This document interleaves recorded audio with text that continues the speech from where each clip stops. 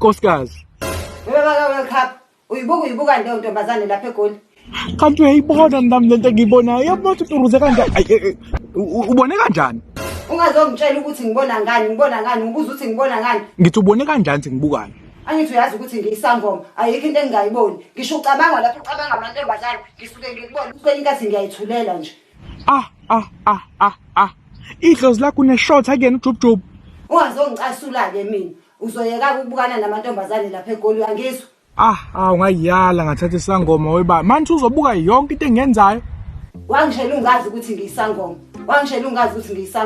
Ayikho into ezongifihlela yona. Ungeke ngisayibukela izinqa zaseGoli nje madoda ngoba wena uyangibona yonke into engiyenzayo. Okunye ke ngifuna ukwazi ukuthi idlozi selingenile ukuthi ngo-12 midnight uzobe usungenile umholo wakho namhlanje ebusuku. Mongcwele ngaze ngavelelwa. Maka World Cup kodwa awuthathwephi. So, ngicela mangabe uvuka nje kusento yokuqala ozoyenza ukuthi uyongifakela imali ngoba sidla utshana sisona izimbuzi.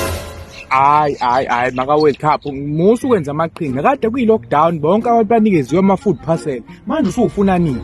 Ungangitsheli ngama-food parcel lamazambane amabili ababesinika wona. Ngeke uzongizacisa wena ngiyakubuka nje uzongizacisa. Cela ufake imali-ke singaze nje sixabane. Lento yakho isihamba nokungidelela wena Maka World Cup ngiyayibuka lento yakho.